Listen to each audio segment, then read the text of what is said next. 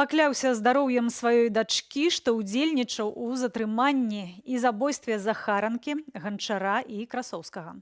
Спадзяецца на мяккі вырак. У Швейцарыі пачалі судзіць экс-байца беларускага спецыяльнага атраду хуткага рэагавання Юрыя Гараўскага. Гэта першы працэс над беларусам у межах універсальнай юрысдыкцыі.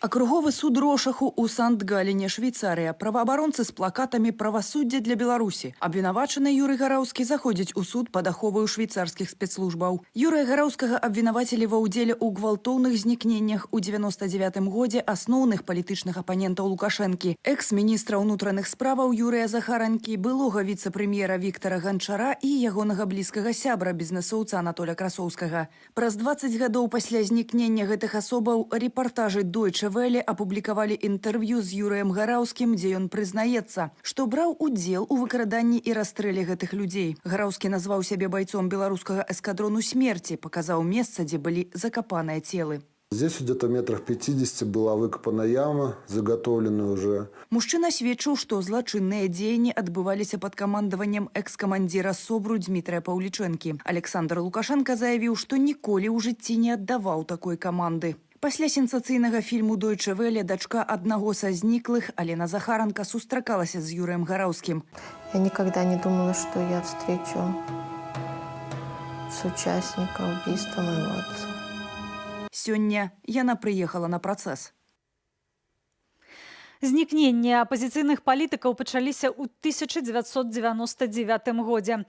Праз некалькі гадоў пасля антыканстытуцыйных рэферэндумаў Лукашэнкі і за 2 гады перад чарговымі выбарамі, якія таму трэба было перамагчы. Юрый Захаранка бясследна знік першым 7 траўня 1999 года. 4 гадамі раней Лукашенко замяніў Захаранку Віктарам Шэйманам на пасадзе міністра ўнутраных справаў Беларусі.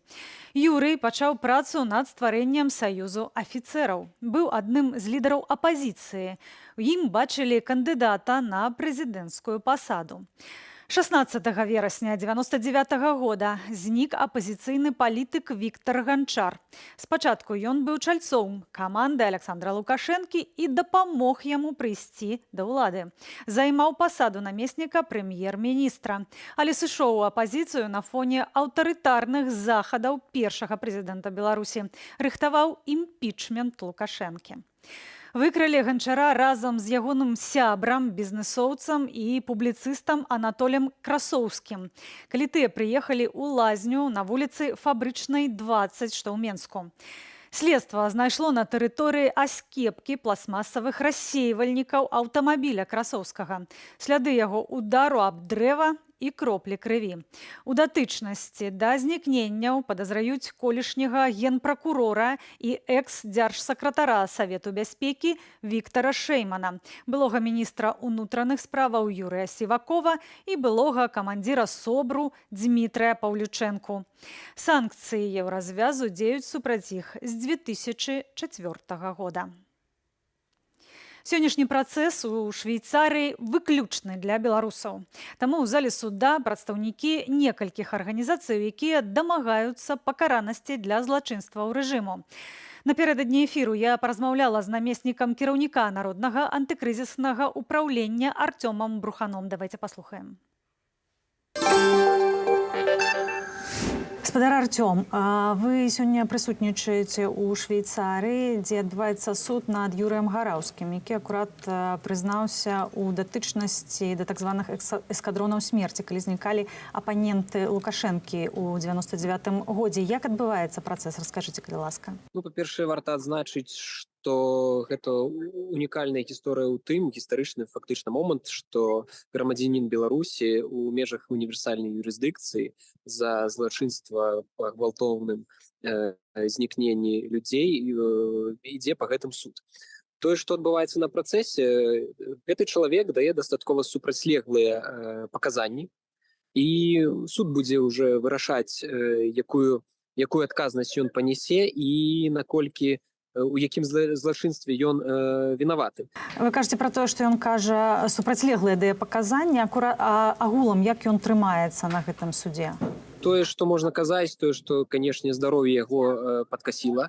Выглядае ён не зусім здаровым чалавекам, кургавы, то бок, ну, казаць пра тое, што ён упэўнены ў сябе, нельга. Агулам, чаму гэты суд настолькі важны для Беларусі? Галоўнае тое, што, як я казаў раней, фактычна гэта такі юрыдычны важны гістарычны крок, які дае магчымасць прыцягнуць вінаватага ў злачынствах у межах універсальнай юрысдыкцыі. Гэта прэцэдэнт. Адкрываецца акно магчымасцяў, акенца магчымасцяў для дальнейшага прыцягнення да адказнасці прадстаўнікоў рэжыму Лукашэнкі за самыя розныя злачынствы ў межах універсальнай юрысдыкцыі. Фактычна гэта можа быць імпульс для таго, каб прыцягнуць адказных за іншыя злачынствы супраць чалавечнасці пасля 2020 года і ў Літве, і ў Варшаве, і ў Чэхіі. То бок гэта такі крок, але вельмі важны крок, які набліжае усіх адказных, а асабіста самого Лукашэнкі, можна сказаць, і да Гай. І яшчэ адзін момант. Ці падчас гэтага працэса прагучалі новыя сведчанні? Ці з'явіліся нейкія новыя дэталі гэтых гучных знікненняў? Не, новых дэталяў не прагучала, не з'явілася. Агулам, якое у вас успрыняцце гэтага суда? Ці сапраўды можна чакаць, што будзе наймацнейшы вырак, ці ўсё ж такі, так як запатрабаваў пракурор, 3 гады і 2 з іх умоўна? Ну, падаецца, мацнейшага выраку не будзе. Магчыма, будзе той, які запатрабаваў пракурор. І таксама варта разгледзець магчымасць, за якое злачынства будзе вынесены вырак гэтаму чалавеку. Таму што яго супрацьлеглыя паказанні могуць сведчыць пра тое, што вырак будзе не за іншую справу, за гэтую справу, але іншае злачынства. Стварэнне бачнасці злачынства. То бок, стварэнне бачнасці таго, што ён зрабіў злачынства. То бок ён насамрэч не браў удзелу, але робіць выгляд, што браў, я вас правильно разумею? Ну, у нейкай ступені так.